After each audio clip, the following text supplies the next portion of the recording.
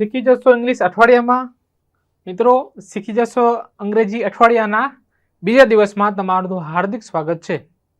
મિત્રો, ગયા વિડીયોમાં તમને ખબર છે કે આપણે ઇન્ડેક્સ જોઈ હતી. શું હતું ઇન્ડેક્સમાં, યાદ છે કે નહીં? તો જોઈએ મિત્રો, ઇન્ડેક્સમાં આવે તમને ખબર છે કે આપણે એટલી વસ્તુ ડિસ્કસ કરી હતી.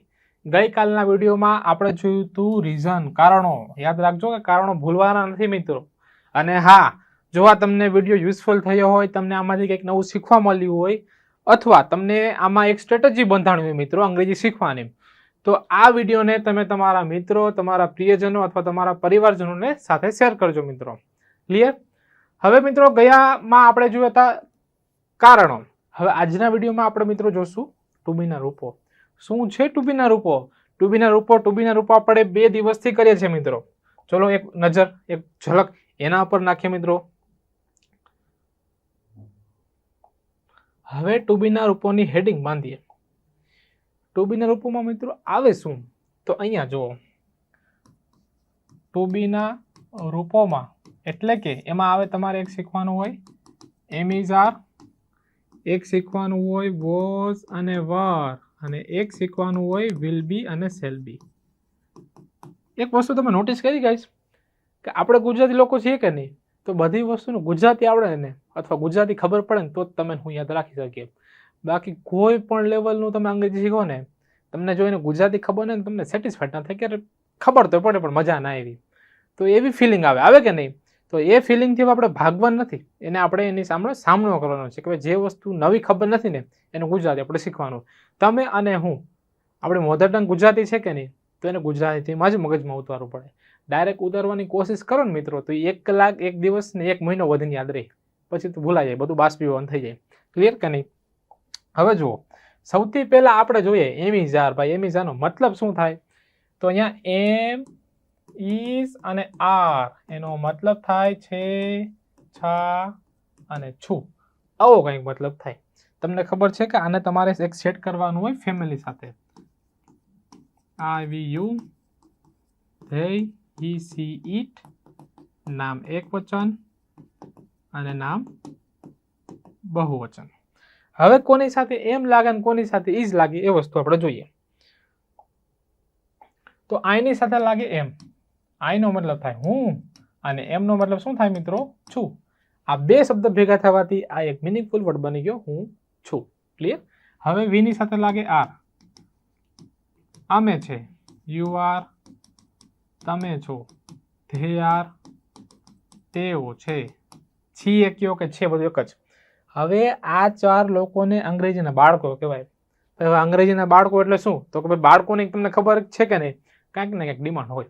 તો આની શું ડિમાન્ડ છે?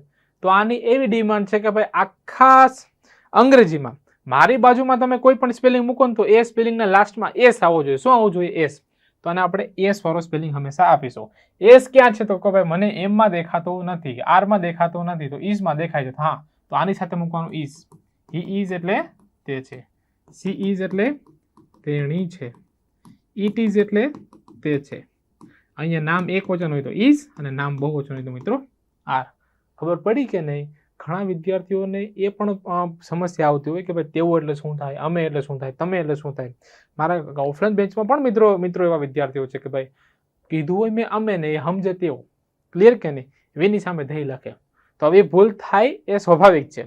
અને તમને ખબર છે કે તમે આ વિડીયોમાં આવ્યા છો એટલે તમારે શીખવાના ઇન્ટેન્શનથી એવા કે નહીં, તો બધી વસ્તુ શીખવાની. ક્લિયર કે નહીં? આમાં મોટું મન રાખવાનું, મોટું મન રાખીને શીખવાનું. ક્લિયર કે નહીં? આપણા ગુજરાતમાં એવી કહેવત છે કે ભાઈ શીખવામાં શરમ નહીં રાખવાની, કરમાય એ શરમાય. ક્લિયર કે નહીં?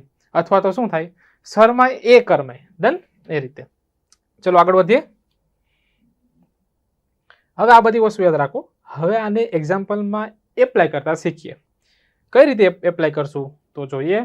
હવે એમના માટે તમારા માટે અમે થોડા પ્રેક્ટિસ વાક્ય બનાવ્યા. અમુક તમારે કમેન્ટમાં જવાબ આપવાનો છે અને અમુક વાક્ય હું તમને બનાવતા શીખાડું. મિત્રો, એક નિયમ એવો છે કે પહેલો શબ્દ ને હંમેશા પહેલા આવે. તેણી એટલે શું થાય? તેણીનો મતલબ થાય સી, એટલે સી લખવાનું. પછી ઓલવેઝ છેલ્લેથી સ્ટાર્ટ કરવાનું. છે એટલે ઇઝ. એક ડોક્ટર. એક એટલે શું થાય મિત્રો? તો હવે એક માટે તમારે વન ને યુઝ કરવાનું, એક માટે આર્ટિકલ અ અથવા અન મૂકવાનું. ક્લિયર કે નહીં?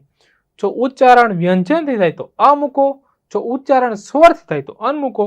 બસ ખાલી એટલો ફરક. આર્ટિકલ અ અને અન, જેનો મતલબ શું થાય? એક થાય. હવે આપણે વન યુઝ કરવાનું નહીં આજથી. ક્લિયર કે નહીં? શીખવા મળ્યું? ચલો એપ્લાય કરતા પણ શીખી જઈએ. એક ડોક્ટર એક માટે મૂકો અ ડોક્ટર. આ બની ગયું ગાઈસ. ક્લિયર કે નહીં? ખાલી ફોકસ આપો ને, થોડુંક તમે ઇન્ટેન્શન રાખો શીખવાનું, એટલે રિઝલ્ટ આવવાનું છે ને આવવાનું છે. ક્લિયર? તેઓ દિવાળી પર રાજકોટમાં છે. તેઓ એટલે શું થાય? ધ્યેય. હવે શરૂઆત કરીએ છેલ્લેથી. છે એટલે આર. ઊંધું ચાલો ભાઈ. રાજકોટમાં એટલે ઇન કરીને રાજકોટ. તમને એ પણ ખબર છે કે વાર, ત્યોહાર, તારીખ અથવા પર કે ઉપર શબ્દ હોય તો આની આગળ તમે મૂકો ઓન. ક્લિયર કે નહીં? વાર એટલે on Sunday, on Monday, on Tuesday. ત્યોહાર એટલે on Diwali, on Holi, on Eid. તારીખ એટલે ઓન 31 જાન્યુઆરી, ઓન 31 ડિસેમ્બર. અને ગુજરાતીમાં પર કે ઉપર શબ્દ દેખાય તો મૂકવાનું ઓન. તો દિવાળી છે મિત્રો, તો ઓન કરીને લખો દિવાળી. ખબર પડી કે નહીં મિત્રો? અહીં સુધી કંઈ ડાઉટ હોય તો કમેન્ટ કરો. અમારો નંબર તમને ત્યાં અબાઉટમાં મળી જશે મિત્રો, ચેનલમાં. ક્લિયર કે નહીં? આપણા કોર્સ પણ છે. એક્ઝામની તૈયારી કરતા હોય, જીપીએસસી અથવા મેન્સની અથવા બેન્કિંગની તૈયારી કરતા હોય, અથવા હમણાં જે તમને ખબર છે કે ભાઈ રેવન્યુ તલાટી ઢગલો આવવાની છે. ટૂંકમાં આ 2025 ને 2026 એ હેક્ટિક યર કહેવાય ગાઈસ, કે ભાઈ ઢગલો ભરતી છે. અથવા તમારે સ્પોકન ઇંગ્લિશ શીખવું હોય ગાઈસ, કે ઘરે બેઠા મારે શીખવું છે, એના માટે પણ આપણા એપ્લિકેશનમાં અલગ અલગ કોર્સિસ અવેલેબલ છે. ક્લિયર મિત્રો? ચલો આગળ વધીએ. હવે આ પેપર સરળ છે. આને કહેવાય ધીસ. છે એટલે ઇઝ, સરળ એટલે ઇઝી, અને પેપર એટલે પેપર. પેપરનું સ્પેલિંગ યાદ રાખજો ગાઈસ. PAPER થાય. PE ની PA થી થાય શરૂઆત. ડન કે નહીં? હવે હું તમને એક સમાનાર્થી શબ્દ પણ આપું. બહુ બધા સરળ કહેતા હોય કે નહીં, તો ઇઝીનો એક સમાનાર્થી શબ્દ છે અ કપ ઓફ ટી. શું થાય? A cup of T. Clear કે નહીં? જીવન સરળ છે. જીવન એટલે લાઈફ, છે એટલે ઇઝ, સરળ એટલે અ કપ ઓફ ટી. આ તમને જોતા એવું લાગે કે ભાઈ ચાનો કપ, પણ તમે એક વસ્તુ નોટિસ કરી, ચાનો કપ પીતા કેટલી વાર લાગે? 2 મિનિટ થાય કે નહીં? એટલું ઇઝી છે. ક્લિયર કે નહીં? નેક્સ્ટ વાક્યમાં જોઈએ.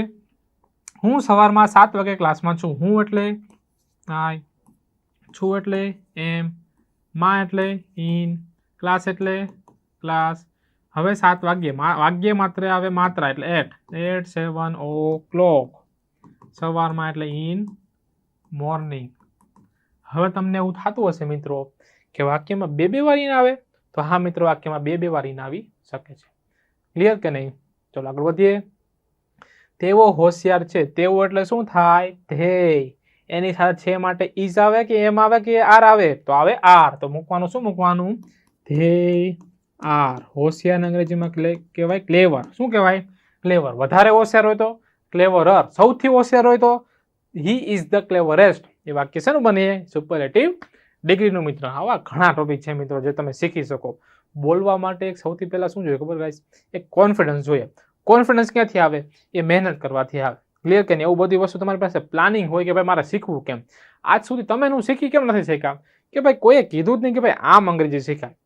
હવે તમને મને સપોઝ કે અમને તો સાચી દિશા મળી ગઈ અમારા સર દ્વારા, હવે તમને પહોંચાડવી એ અમારી જવાબદારી બની ગઈ ગાઈસ, કે ભાઈ ગુજરાતના તમામ વિદ્યાર્થીઓ જે અંગ્રેજીથી ભાગતા હતા ને, એ હવે ને ભાગવું નહીં પડે. ડન કે નહીં? ઓકે. હવે ઘણા લોકો રવિવારે પાટનગરમાં હાજર છે. આ એક વિચાર છે. અને શું તમે વ્યસ્ત છો? આ વાક્યનો જવાબ મિત્રો તમારે અમને કમેન્ટમાં આપવાનો છે. ક્લિયર કે નહીં? આ થઈ ગયું તમારું એમિઝાર. હવે આપણે ટુ બીના રૂપમાં એમિઝાર પૂરા કર્યા પછી વોઝ વરમાં એન્ટ્રી મારીએ મિત્રો. શું છે વોઝ વર?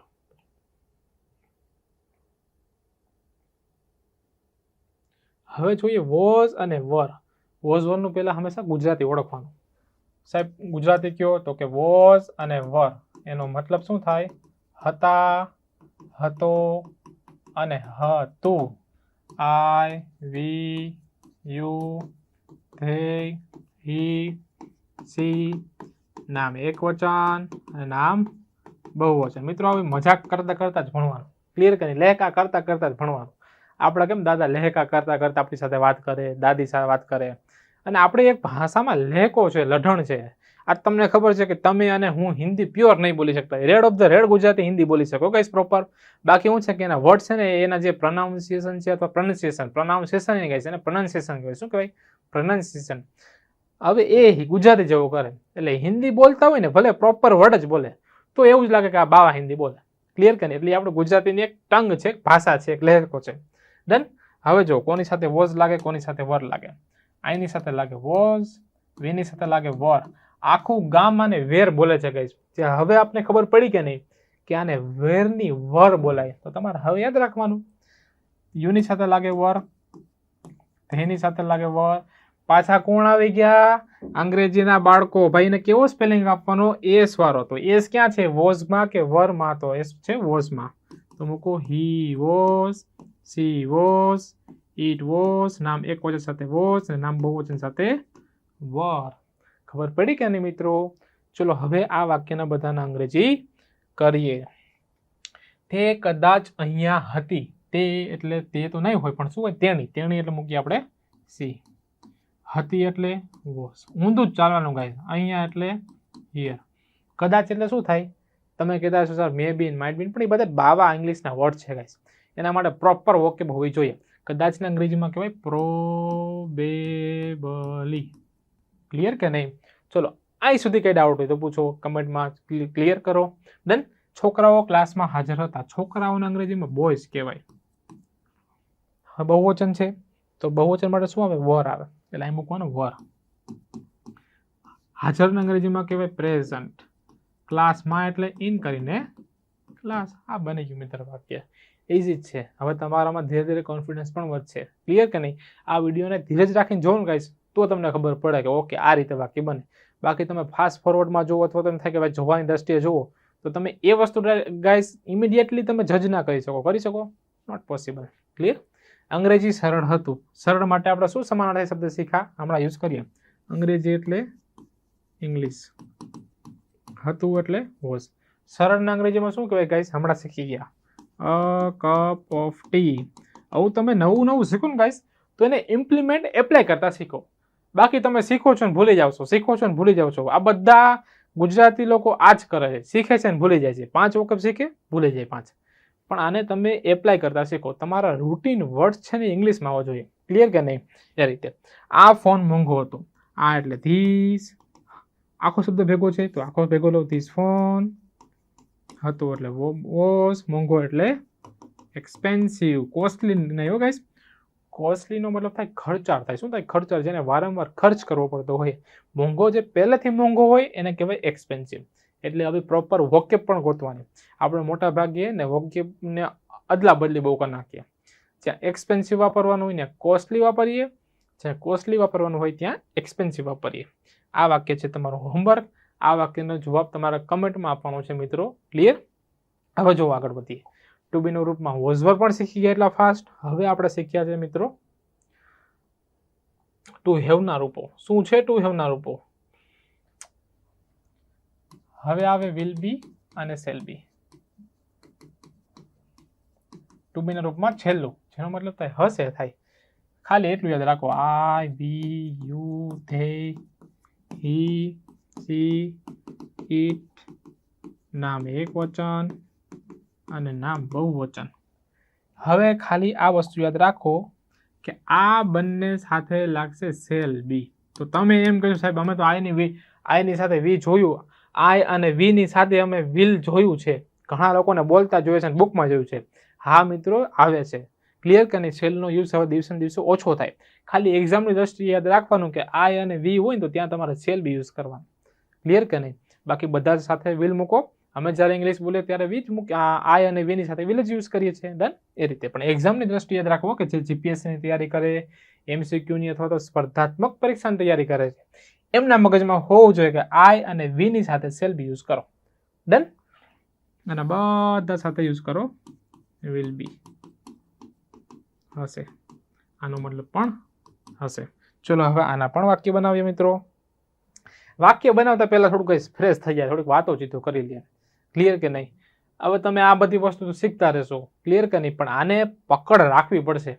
બાકી ગજની જેવો મગજ થઈ જશે કે ભાઈ 15 મિનિટ યાદ રાખવાનું, આપણે 15 દિવસ યાદ રાખી શકશું. ક્લિયર કે નહીં? તો એનો મતલબ એવું નહીં. તમે પોતાને એક ઢાળો. આ લેંગ્વેજ છે તો ખાલી શીખવાથી નહીં, અને તમારે શીખવી પ્રોપર વેમાં પડે, પછી આનું સ્પીકિંગ કરવું પડે, રાઇટિંગ કરવું પડે, પછી આનું લિસનિંગ કરવું પડે, રીડિંગ કરવું પડે ગાઈસ. એક લેંગ્વેજના ફેક્ટર હોય, એ ફેક્ટરમાં તમે કામ કરો ને તો જ તમને પરિણામ મળે. આપણે સ્કૂલમાં તમને ખબર છે કે આપણે ફર્સ્ટ ડેમાં એક વસ્તુ જોઈ હતી, માહોલ. ગાઈસ માહોલ બહુ જ IMP છે. જો તમને અંગ્રેજીનો માહોલ મળી જાય ને તો તમે હે ને અમુક વસ્તુ શીખ્યા વગર તમને ઓટોમેટિક આવડી જાય. ક્લિયર કે આજથી માની લો તમે અને હું USA UKમાં જતા રહીએ તો ઇંગ્લિશ આવડવાનું છે, ઓટોમેટિક પ્રોસેસ છે, કેમ કે ત્યાં જરૂરિયાત છે અને પ્લસ ત્યાં માહોલ પણ છે. ક્લિયર કે નહીં? ચલો હવે આવા વાક્ય જોઈએ. તે ભવિષ્યમાં કંઈક હશે. તે એટલે શું થાય? હી. હશે એટલે હીની સાથે શું વપરાય? Will be. તો મૂકો વિલ બી. કંઈકને અંગ્રેજીમાં કહેવાય સમથિંગ કહેવાય. શું કહેવાય? સમથિંગ. લોકો ટણી કરતા હોય કે હું કંઈક છું, એ પોતાને કંઈક સમજે છે, તો એ કંઈક એટલે સમથિંગ થાય. ભવિષ્યમાં, માં એટલે શું થાય? In future. આ રીતે અંગ્રેજી સરળ હશે, પાછું એવું આવી ગયું. અંગ્રેજી એટલે ઇંગ્લિશ. સરળ એટલે હશે પેલા એટલે વિલ બી. સરળ એટલે આપણે વાપરીએ ઇઝી. હું તમારી સાથે હોઈશ. હું એટલે આઈની સાથે અત્યારે આપણે યુઝ કરીએ શેલ બી. સાથેને કહેવાય વિથ. તમારી સાથે એટલે વિથ યુ. ખબર પડી કે નહીં મિત્રો? આ ત્રણના જવાબ તમારે કમેન્ટમાં આપવાના છે, હોમવર્કમાં આપવાના છે. ક્લિયર છે? ચલો અહીં સુધી મિત્રો કાંઈ પણ ડાઉટ હોય તો પૂછો. તમને ખબર છે કે આ શું તમે અંગ્રેજી એક અઠવાડિયામાં શીખી જશો, એનો આ બીજો વિડીયો છે. તમે બીજા વિડીયોમાં આવ્યા છો, ઇટ મીન્સ કે તમે પહેલા વિડીયો જોઈને જ આવ્યા છો. હજી આ આપણી સાપ્તાહિક સિરીઝ છે ગાઈસ. હજી એકવાર ચલો આપણે ડિસ્કશન કરીએ. આઈ હોપ કે તમને આ બધી વસ્તુ સમજાણી છે. ડન?